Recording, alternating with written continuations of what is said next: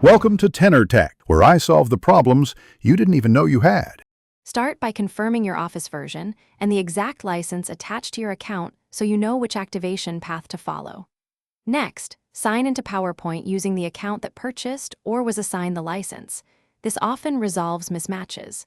Make sure your PC has working internet and correct date/time. Activation servers reject devices with wrong clocks. Once these are set, open PowerPoint and proceed to the activation prompt. If it still fails, keep going to targeted fixes in the next steps. If signing in didn't fix it, update Office first because outdated builds can block activation.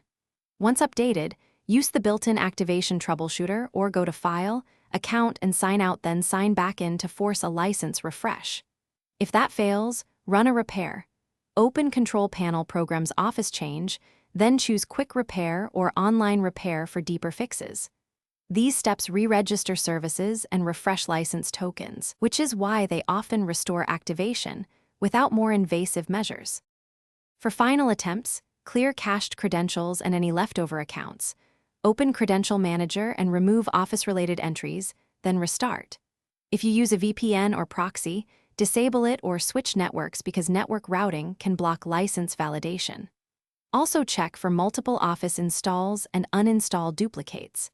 If you still see token 0x errors, contact your org admin or Microsoft support with your account and error code. They can reissue a license token or fix tenant-side issues.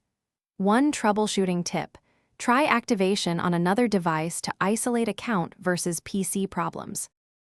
Thanks for watching. Subscribe to keep your life in tune.